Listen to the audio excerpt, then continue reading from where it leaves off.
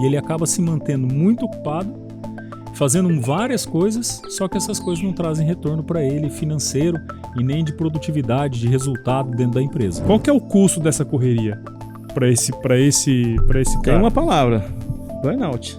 Porque na verdade a gente faz processos hoje. E os nossos processos podem estar errados. Então é um dilema que a gente lida no dia a dia. E o atender com qualidade, especialmente no nosso setor, ele é muito importante, né, cara? Do dia para noite fui promovido, passei num processo seletivo interno da empresa. Falou assim, ó, tá aqui, ó, metade do Brasil pra você tomar conta. Eu falei, beleza, e aí, o que eu faço? Perde o melhor vendedor e ganha um péssimo gerente. Por quê? Se esse cara faz, ele vai fazer todo mundo fazer igual. E não é assim. Treina o cara aqui, ele fica nem uma safra. Uma safra, cara. Uma safra não é nada dentro do... né? Quando a gente fala de produtividade lenta, a gente está pensando muito neste aspecto.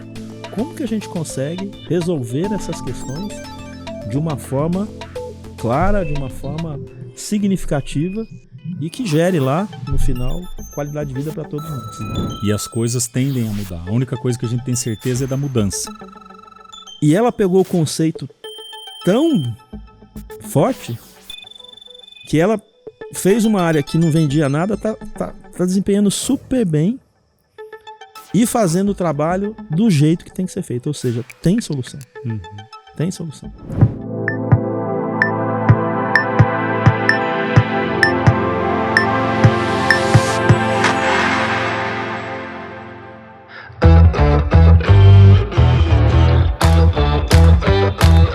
E aí, pessoa, tudo beleza? Seja muito bem-vindo, muito bem-vinda a essa série super especial que a gente está fazendo, que é um conceito diferente, um conceito não muito novo, mas é diferente para o contexto de vendas no agro. Estou aqui com os meus amigos César e Marco, que são os idealizadores do conceito de produtividade lenta em vendas no agro, cara. Muito legal ter vocês aqui. Esse primeiro episódio de uma série, tá? Nós vamos fazer 5 episódios que nós vamos destrinchar aí um pouco mais o que é esse conceito e como isso pode te ajudar no dia a dia.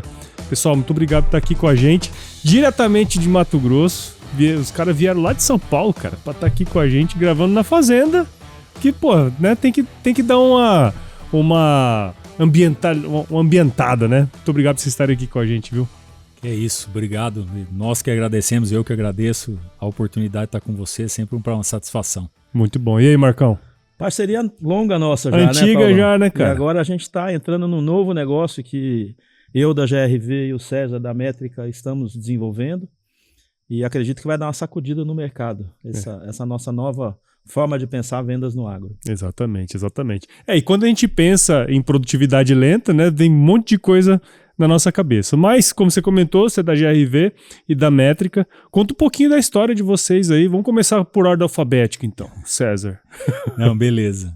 A minha história no agro começou lá atrás, quando eu estava ainda novo, né, com a família e tal. Tinha um sítio do tio, da tia, a gente sempre estava ali andando a cavalo, mexendo, e daí veio o sonho de fazer veterinária, né, que a gente começa a construir aquele sonho, aquela imagem, e foi ali que começou, depois já com influência dos amigos e tudo, comecei a frequentar bastante fazenda, trabalhar um pouco pecuária, tive a oportunidade de morar fora do Brasil e trabalhar diretamente com pecuária de corte de leite no Canadá.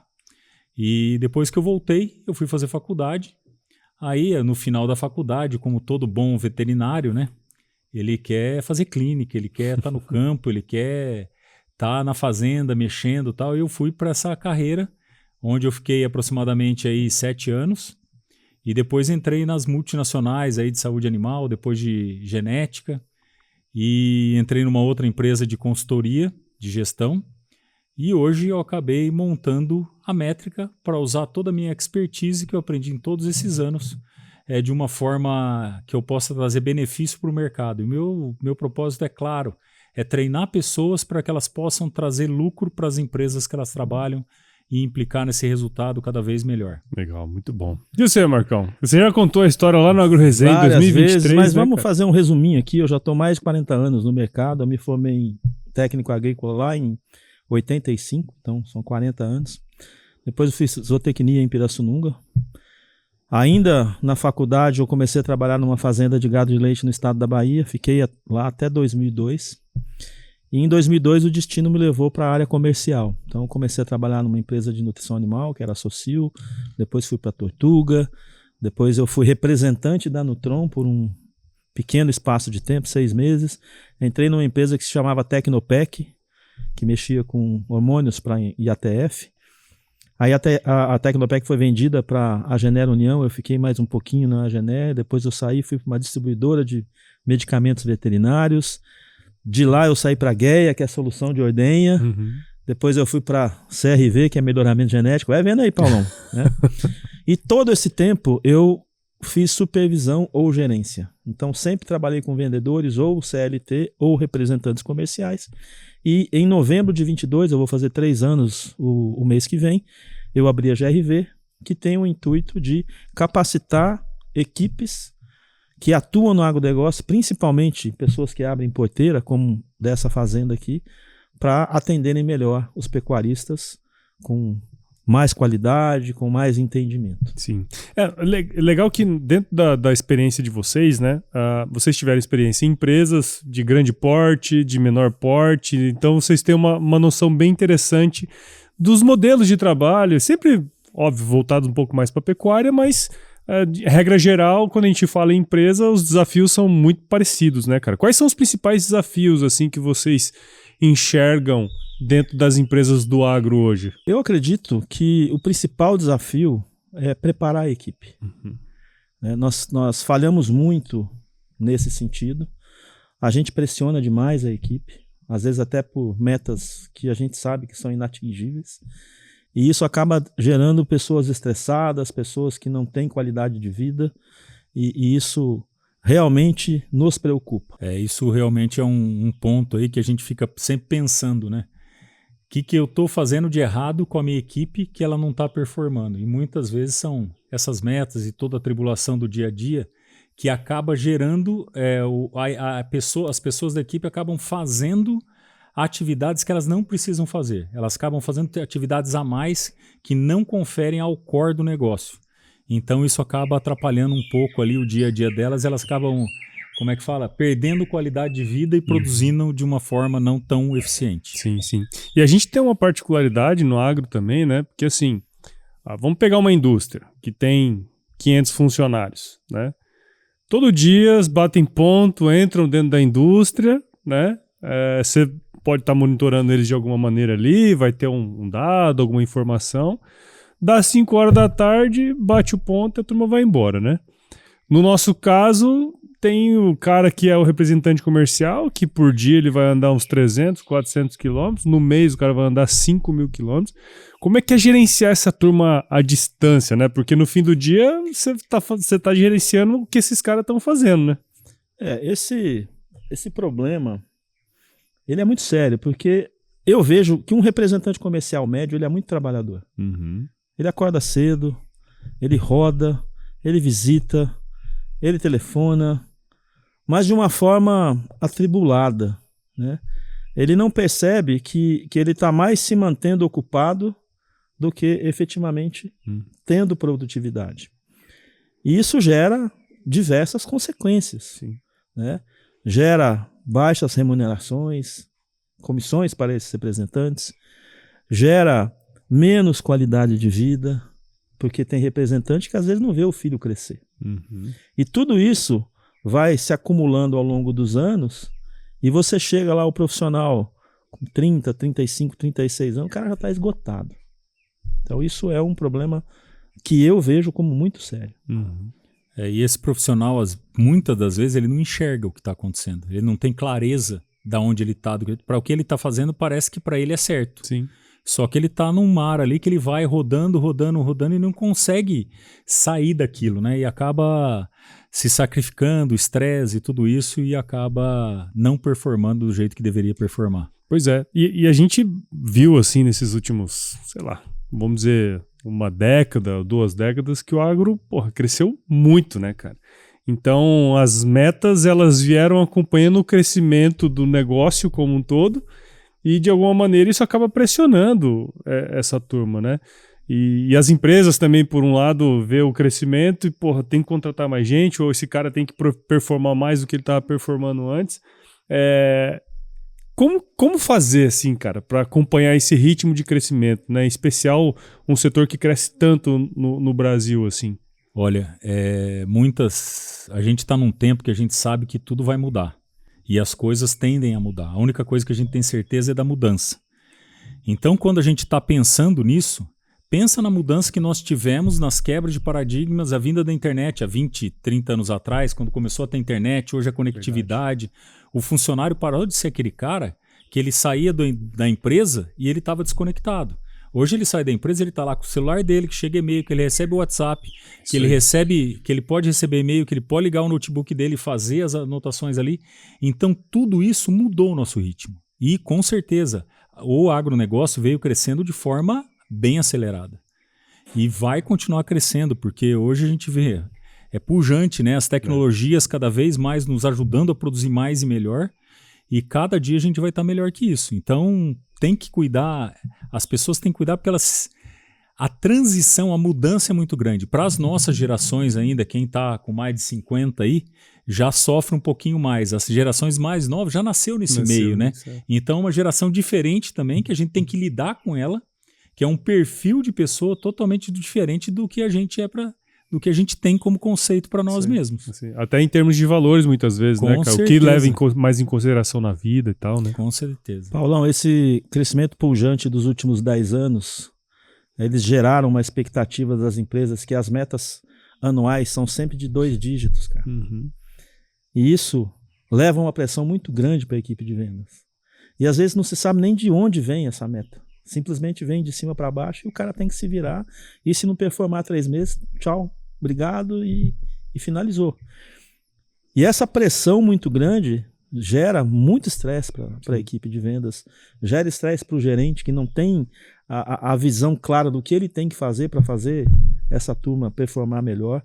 Né? Isso, mais uma vez, vai se acumulando e vai gerando um resultado desastroso no final, mesmo as empresas vendendo muito. Pois é.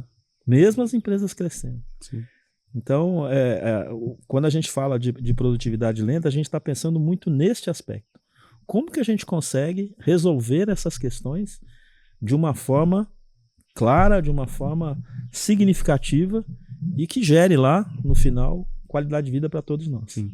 E é interessante você falar isso, né? Porque gera uma pressão. Assim, a empresa, o gerente está pressionado, né? Porque ele, junto com a diretoria, tem uma meta ali.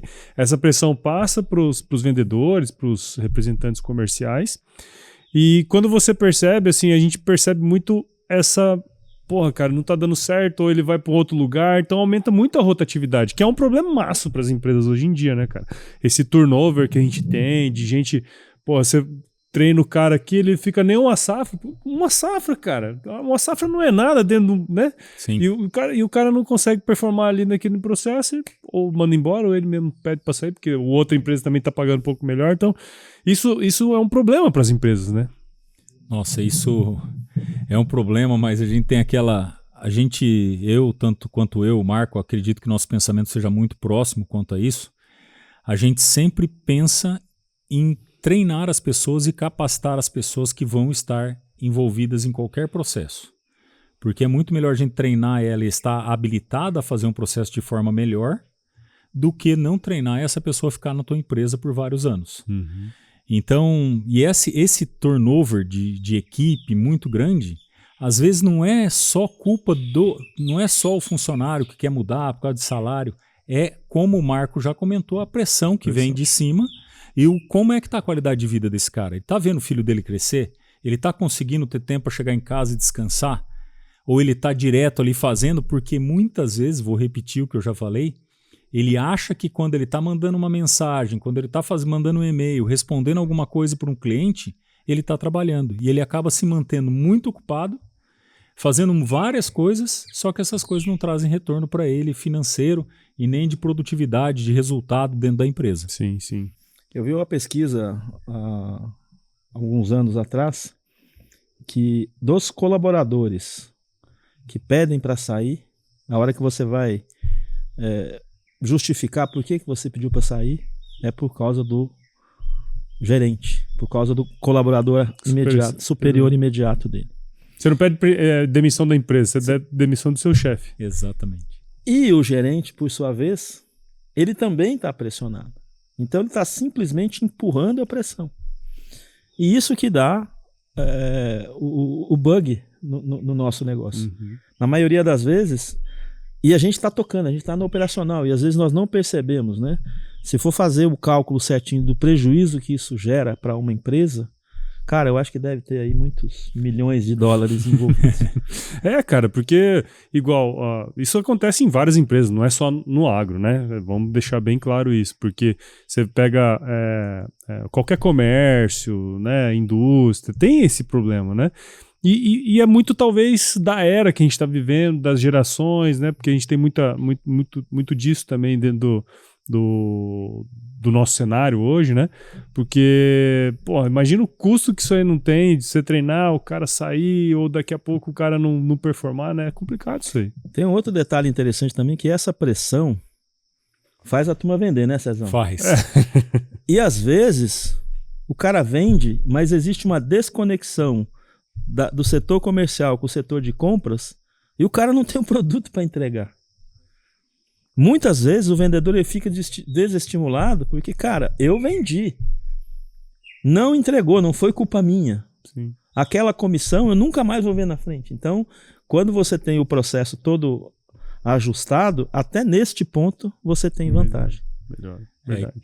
Quando você fala assim, né, Marco, eu fico pensando que esse ajuste linear do cara na venda, tal, tudo ele se preocupa com isso e muitas vezes ele faz uma venda por fazer.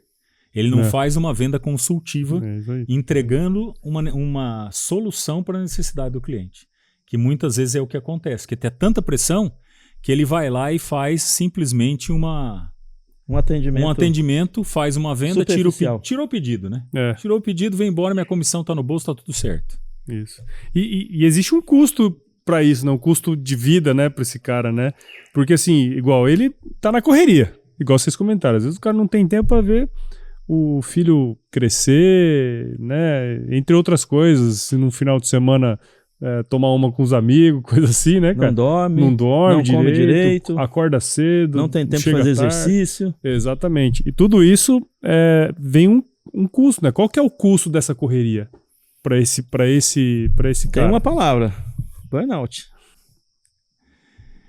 O custo é caro, paga caro, porque na hora que você vê, já tá hoje é uma realidade, né? A gente tá vendo depressão tanto dentro das empresas quanto dentro do agro, dentro das próprias fazendas. A gente vê muita gente com depressão porque eles têm uma pressão muito grande. E dentro do agronegócio, se a gente olha, tem muitas variáveis, que a gente não consegue controlar. Uma delas é a chuva. Então, chuva, frio, o que a gente precisa. Então, muitas vezes isso traz um estresse maior, porque a pessoa fica se cobrando. Eu tenho que produzir, eu tenho que entregar. O meu resultado tem que ser tantos sacos por hectare, o meu resultado tem que produzir tantos arroba de boi por ano. Então, sempre tem essa cobrança vindo da própria pessoa que é comprometida com o negócio mesmo. Sim, legal. E, ô Marco, esses dias eu tava seguindo aí você nos LinkedIns da vida e tal, né, cara? E você escreveu um artigo exatamente sobre isso, né? Sobre como muitos vendedores, representantes, eles rodam, parece que tá trabalhando pra caramba, mas nem sempre aquilo ali retorna para ele como resultado, né? É o sistema vigente atualmente, né? Muito poucas empresas elas conseguem ter essa visão. Muito poucas empresas dão autonomia para o vendedor. E para que você dê autonomia, você tem que capacitar para ele entender qual que é o papel dele dentro do processo produtivo, né? Façam vendas transacionais ao invés de vendas consultivas. Venda consultiva requer uma preparação, requer estudo, requer entendimento e muitas vezes no dia a dia dele ele não tem esse tempo de qualidade para aprender, né? E gera esse cenário que é realmente caótico, né? Na maioria das empresas que a gente vê é caótico. Isso gera muito prejuízo para as empresas e é onde eu e o César nos unimos para tentar nosso humilde conhecimento, ajudar, pelo menos um pouco, a mostrar novos caminhos que existem, tá? Sim. Existem caminhos interessantes. Legal. Você sabe que o Marco falando isso, Marco, eu vou já ir um pouco mais além. Quando o Marco veio com essa ideia de produtividade lenta em vendas no agro, eu falei assim, Marco, você tá louco? Sabe aquela ideia? E daí ele falou assim, não, você precisa ler o livro do Cal Newport, Produtividade Lenta. E eu comecei a ler o livro e cada capítulo do livro que eu passava, eu me enxergava no passado dentro de uma multinacional, fazendo aquele roteiro do dia a dia, porque na verdade a gente faz processos hoje. E os nossos processos podem estar errados. É isso aí. E a gente precisa criar novos processos para que a gente consiga ter êxito e resultado. O processo qual que era? Responder e-mail, participar de reuniões. Esse era o processo. E eu fazia muito isso. E eu me vi... Hoje eu parei para pensar, eu falei assim, cara, realmente que bom que eu mudei. Mas o negócio a gente precisa mudar e agora com mais consciência, a mudança, conhecendo um pouco mais da produtividade lenta. É isso aí, né, cara? E que vem num ponto super importante, né? Quer dizer, isso é atender mais com qualidade. Acho que tem uma época que eu estava estudando no mestrado de engenharia de produção, né? E tem uma tríade que você não consegue... se você tiver mais de um, você não consegue o outro, que é qualidade, rapidez e... agilidade, tem 3. Porque assim, se você quer ser, e custo. E custo. Quer dizer, se você quer um custo muito barato, não dá para você entregar tanta qualidade nem agilidade. Né? Você só consegue fazer no máximo um ali muito bem feito. Então, se dá muita qualidade, cara, o custo não vai ser muito baixo, não tem como, né? Então é um dilema que a gente lida no dia a dia. E o atender com qualidade, especialmente no nosso setor, ele é muito importante, né, cara? É fundamental. Entender a necessidade do produtor é fundamental, mesmo porque eu, como vendedor, eu vivo de uma parte do lucro que eu gero para esse pecuarista. Exatamente. Então, se eu não tenho condição, se eu não tenho entendimento para realmente gerar resultado para esse pecuarista, eu estou matando minha galinha dos ovos de ouro. É isso aí. E às vezes, por conta da pressão, de meta, de volume que eu tenho que vender, isso é esquecido.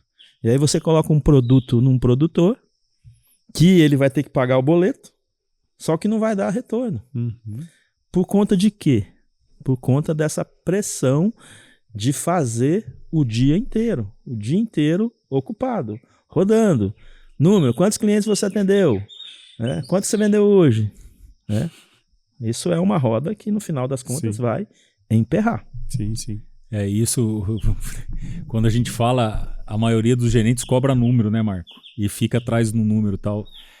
Dependendo como você faz o negócio, você consegue com que as pessoas façam processos com que elas tenham menos atividades durante o dia para conseguir ter mais qualidade e fazer um processo e mais qualidade de vida e um resultado de melhor qualidade do final do processo dele.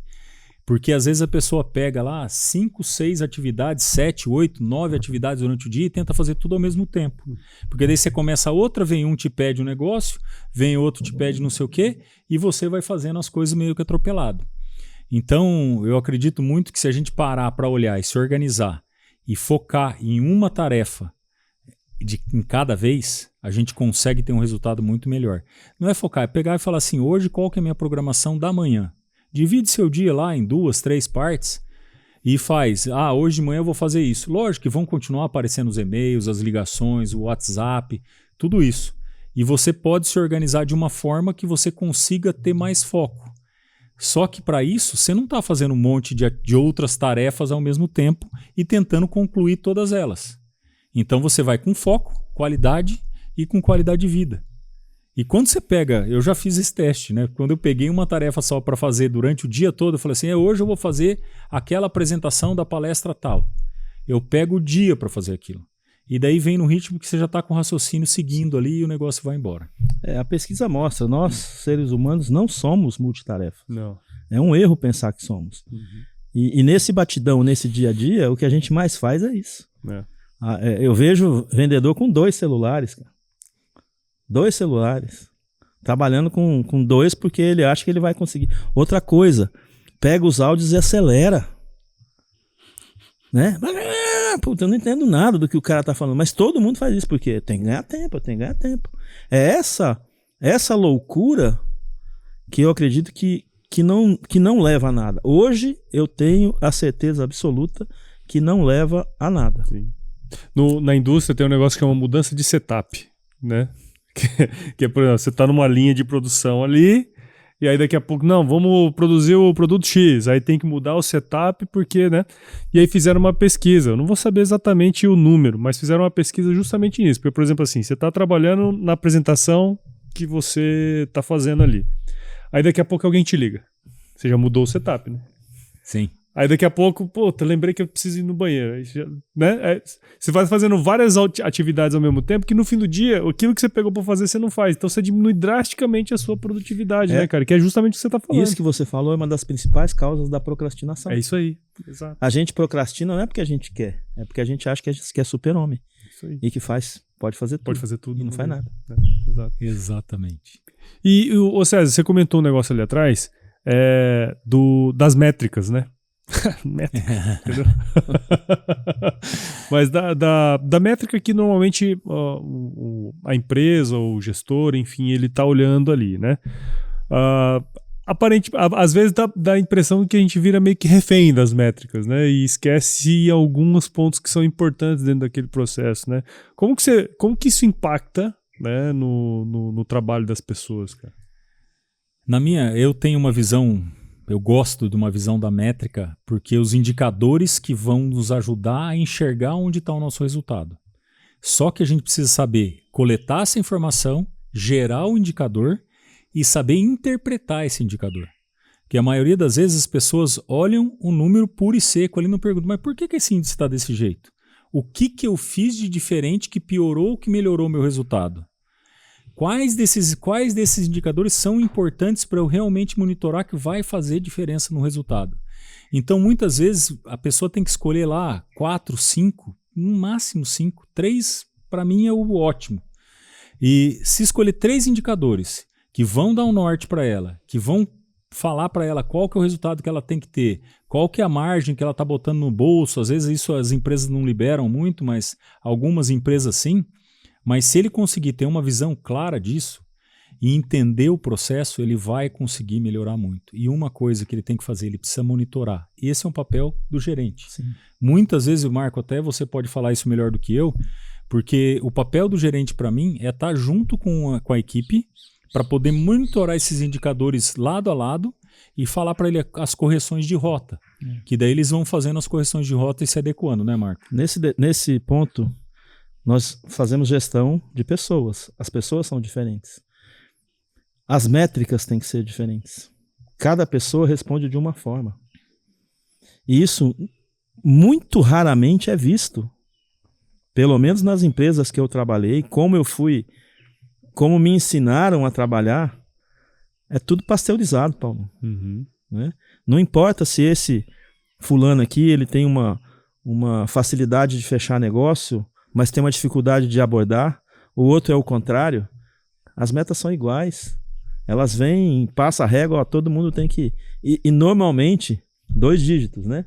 Normalmente 2 dígitos, para todo mundo. E aí isso também gera impacto, gera desmotivação. Às vezes o cara tá lá em cima, que é uma outra coisa que acontece também, Paulão. Os caras que desempenham bem, eles levam aqueles que não estão desempenhando bem, que na maioria das vezes não é culpa deles, é culpa por não terem sido treinados, orientados, carrega os outros nas costas. Uhum. Toda empresa tem, né? Toda empresa tem. E a empresa vai em cima dos caras que estão em melhor performance, que sabe que o cara vai entregar. Vai entregar. E vai jogando pressão pra cima. E a gente já viu isso acontecer várias vezes. O cara espana. Exatamente. Abre o bico, né, cara? Abre o bico, não tem jeito, né? E normalmente é assim mesmo, né? Sempre tem um cara que carrega o piano do negócio, né, cara? E 80-20 sempre vai existir, né? Exatamente. E quer ver outro erro? Pega esse cara que carrega o piano, determinado momento pega, sobe ele para gerente. Ah, aí lascou. Perde o melhor vendedor e ganha um péssimo gerente. Por quê? Se esse cara faz, ele vai fazer todo mundo fazer igual. E não é assim. Vender é uma coisa, gerir é outra coisa totalmente diferente. Né? E nós temos que preparar as pessoas para fazer cada macaco no seu galho. Sim. Essa que é a ideia. Sim, sim. E na maioria das vezes, como o Marco falou, a gente não é preparado para virar gerente. Né? Quando eu virei gerente, foi do dia para noite, fui promovido, passei num processo seletivo interno da empresa, falou assim, tá aqui, metade do Brasil para você tomar conta. Eu falei, beleza, e aí, o que eu faço? E foi bem assim que eu falei pro meu chefe, falei, e aí, o que eu preciso fazer? Qual que é o negócio agora? Aí a gente foi construir um planinho lá para eu poder estudar e me educar para conseguir fazer o acompanhamento junto com a equipe, porque senão não tinha. Eu sinto que eu podia ter feito muito mais. Com a consciência de hoje, se lá atrás eu tivesse sido orientado, né? Assim, tenho um relativo sucesso na minha carreira? Tenho, mas podia estar muito melhor. Sim. E é essa questão que a gente quer atuar. Pegar essa galera nova que está entrando, eu tenho exemplos de consultoria que eu dou, que eu peguei vendedor recém-formados, uma veterinária recém-formada que caiu numa das empresas que eu dou consultoria, não tinha nem a mínima ideia que ela ia trabalhar com venda. E ela pegou o conceito tão forte que ela fez uma área que não vendia nada, tá desempenhando super bem e fazendo o trabalho do jeito que tem que ser feito. Ou seja, tem solução. Uhum. Tem solução. Não, sempre tem, né? Sempre tem. E assim, óbvio, quando a gente olha as métricas tradicionais, hoje, sei lá, talvez faturamento, número de clientes, tudo aquilo que vocês já comentaram, né? Como faz para medir qualidade? Essa aqui eu joguei pra vocês pensar mesmo nesse negócio, porque é difícil, né, cara? Hoje não se mede. Pelo menos até onde eu conheço. Se eu for puxar a memória aqui das empresas que eu trabalhei, não tem um processo para medir qualidade de atendimento. Qualidade de atendimento, principalmente, não tem, mas hoje em dia tem muita gente que está usando o NPS para poder medir a satisfação do cliente. Esse que é o negócio. Só que quem faz isso? Essa que é a grande pergunta. A gente não faz, né? Ninguém faz. As empresas não fazem isso. Existe uma medida indireta de satisfação do cliente. Se o cliente comprou de novo... Taxa de recompra, tem o LTV também, né? Ele está satisfeito. E se ele indicou alguém, aí... Ele está muito satisfeito. Está muito satisfeito. Então, deveria ser incluído nos processos esse tipo de análise. Uhum. Quais os clientes que estão recomprando, analisar isso por vendedor, tem vendedor que vai ter uma taxa melhor, entender porque esse vendedor tem uma taxa, o vendedor A tem uma taxa melhor do que o do vendedor B, ver se a gente consegue replicar, né, fazer um benchmark e replicar, e criar dentro do processo o momento de pedir indicação, não esperar indicação espontânea. Quais são os momentos que poderiam pedir indicação? Primeiro, a hora que o cara assinou o pedido. Teoricamente ele está feliz, né? Está feliz, com certeza. Por que ele está feliz? Porque ele teve uma perspectiva de que o problema dele vai ser resolvido. Nessa hora, você fechou comigo, nós vamos resolver o seu problema, me indica mais 2, 3 clientes aqui para que a gente possa resolver o mesmo problema. E a outra hora é quando a gente vai entregar os resultados que aconteceram, que também deve ser responsabilidade do vendedor, que é um dos pontos chaves do processo. Sim. Se eu esperar o cliente perceber que melhorou, cara, o cliente pensa em 500 mil coisas. A única coisa que ele vê é o meu boleto chegando. Caramba, outro boleto da GRV aqui. Putz, eu vou parar de pagar porque eu não estou vendo nada com esse cara. Então eu preciso me precaver. Você estava aqui, hoje você está aqui. E nós podemos chegar ali. Né, Sessão? Esse é o grande negócio. Criar a vontade e o sonho na cabeça do cliente para ele poder enxergar onde ele pode chegar. E eu acredito numa outra coisa também que é importante, que nós vendedores, esquecemos de fazer uma coisa muito importante durante o processo de venda, que é o pós-venda. Que é ligar para o cliente e falar, a solução que eu te entreguei resolveu o seu problema? Como é que está funcionando isso, isso e isso? Então, esses passos, às vezes, fazem toda a diferença. Porque daí o cliente vai conseguir enxergar você como um consultor realmente, como uma pessoa que está lá preocupado com a solução dele, e você pode, nessa hora também que ele falar que está satisfeito, pedir uma indicação, como o Marco já falou, nos momentos que ele está positivo ali, né? Não pede uma não, viu? Pede 10 logo. Porque se você pede uma, ele, vou pensar. Se você pede 10, não. 10 eu não tenho, mas eu tenho 3. Pronto, já deu bom. Já bati minha meta. Verdade. Muito bom, cara. E tem um ponto que eu tava pensando aqui, né? Que assim, a gente muitas vezes não faz esses processos, né? Porque, assim, tem-se uma impressão, muitas vezes, que o vendedor é uma habilidade inata, né? Que ele nasce como vendedor, porque normalmente se você enxerga um vendedor, o cara que fala bastante, o cara que, né? Até um preconceito em relação a isso, né? Mas existem processos que podem ser implementados que pode torná-lo um bom vendedor. Eu né? até vou falar, Marco, fala um pouco para nós da tua fala do que é a venda, que eu acho que é bem bacana e cabe aqui nesse momento. A venda nada mais é do que ajudar a outra pessoa a tomar uma decisão que vai ser boa para ela. Uhum. Né? E para que eu consiga atingir esse objetivo, eu tenho que ter poder de persuasão. A persuasão aqui é algo positivo. Eu sei de algo, e esse algo eu posso conhecer através do meu conhecimento técnico, através da minha experiência, através da minha bagagem, que vai ser bom para você. E aí eu tento persuadir, porque no final das contas, a decisão quem tem que tomar é você, não eu. Uhum. Né? Para que você, no final do processo de venda, esteja efetivamente feliz, até mesmo para poder pedir indicação depois. Mas eu uso técnicas de persuasão para falar, olha, na situação que você está, não está legal. Se você fizer isso, aquilo, usar esse produto, essa metodologia, você vai sair desse buraco. Né? E para isso a gente tem que ter persuasão, tem que ter autoridade, tem que ter conhecimento, né? Tem que saber contar histórias e assim vai. Sim, sim. E o nosso setor, por exemplo, você pega uma fazenda como essa aqui, né? Não é da noite pro dia, ele não vai deixar de produzir gado. Quer dizer, ele vai ter que continuar comprando um sal mineral, ele vai ter que continuar comprando vermífugo, um monte de coisa. E se ele não comprar de você, ele vai comprar de você. Ele não precisa necessariamente confiar em você para comprar de você, né?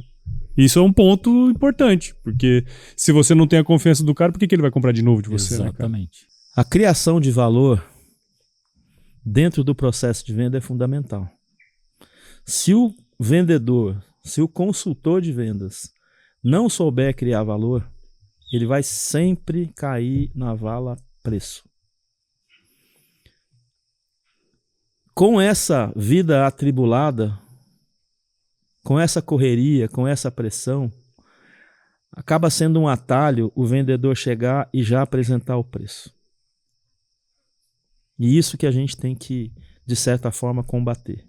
Nós temos que ensinar as pessoas, os vendedores, os consultores, promotores, assistentes técnicos, a criarem valor.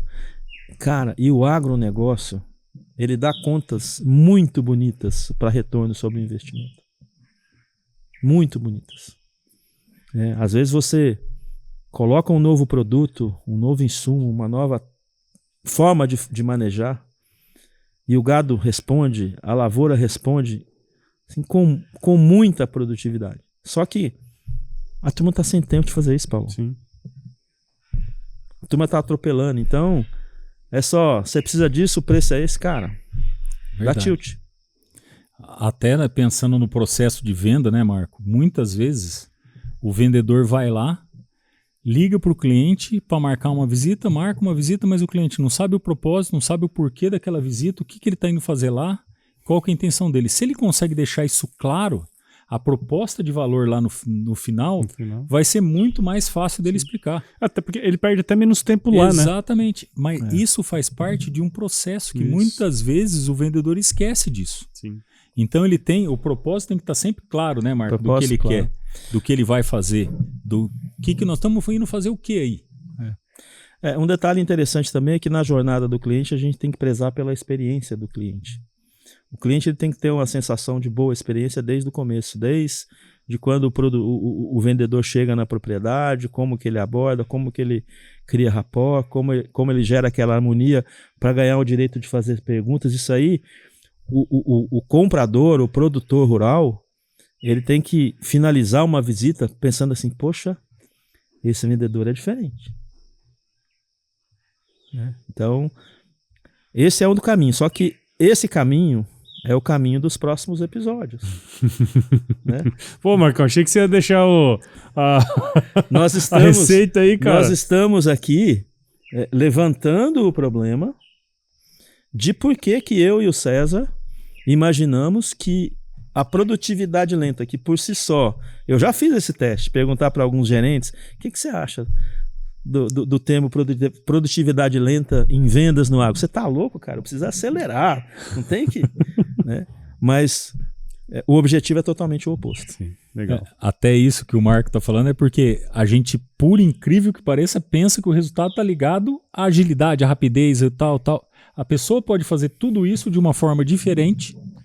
E até porque hoje, se a gente começa a acelerar demais as coisas, fazer muita coisa, a gente acaba gastando dinheiro e não investindo em processos. Se a gente investir em mais processos e menos investimento de dinheiro, menos recursos, a gente consegue ter um resultado até melhor, porque dentro de uma propriedade, eu pensando na fazenda, na revenda, se eu mudar alguns processos internos, eu consigo ter melhor resultado apenas com isso. E é só mudança de comportamento das pessoas. Um exemplo claro precisa rodar 5 mil quilômetros, 6 mil quilômetros?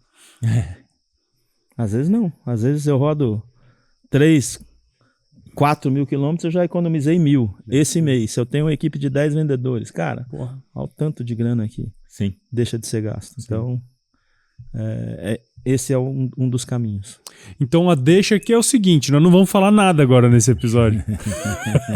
A gente só levantou o problema. Só levantamos a bola. Só levantamos a bola e nos demais a gente vai destrinchar o processo para que vocês tenham uma clareza muito grande do que é a nossa ideia, minha e do César, da produtividade lenta em vendas no agronegócio. Bom demais. Bom, turma, já passou. Eu falei pra vocês, passa rápido, cara. A prosa é boa. Eu vou te falar, por conta da gravação dos episódios, eu acabei lendo, né? Óbvio, né? Você fez a lição de casa, né? Fiz a lição de casa. Mas olha só que interessante, né, cara? Eu faço essa questão do podcast, tudo, eu sempre fiz uma relação com a maratona. Porque existe assim, ó. Como vocês sabem, eu sou maratonista. E existe uma grande diferença entre você correr 100 metros e você correr 42 quilômetros, né? Desde o treino, as coisas que você faz antes, tudo é muito diferente. E se você não fizer isso com uma disciplina, você não consegue atingir o objetivo. E eu vejo que quando a gente pensa em produtividade lenta e tal, você precisa seguir alguns procedimentos para que você chegue lá no final e consiga correr a sua maratona, né? Paulão, e o mais legal disso é que você precisa ter prazer em seguir este processo. Exatamente. Você foi lá, você cumpriu a missão do dia, a sua dopamina vai lá para cima. E amanhã tem mais, e amanhã tem mais. É a mesma coisa. Nós temos que transformar as equipes de vendas em pessoas que têm prazer de acordar e atender bem os clientes. É essa a ideia. Isso aí. Muito bom. Muito bom, então. Pessoal, muito obrigado, né, por esse primeiro episódio. Nós vamos gravar aqui mais outros 4, em que a gente vai destrinchar um pouquinho mais de conceitos e tudo mais. Mas esse episódio aqui já deixou plantou uma sementinha aí, quem tá ouvindo deixou a gente. Deixou a pulga atrás da orelha. A pulga atrás da orelha, exatamente. Muito bom, muito obrigado e parabéns aí pelo trabalho de vocês. Obrigado. Tamo junto. Paulão, agradeço demais a parceria, porque para isso sair nós tivemos que contar com a parceria do Paulo. O Paulo, já conheço ele há muito tempo, sou fã do trabalho dele. E assim, quando nós pensamos em fazer, porque é o lançamento, Paulão, nós pensamos em você. Legal, cara, muito bom. Então, vai realmente nos alavancar e eu agradeço demais.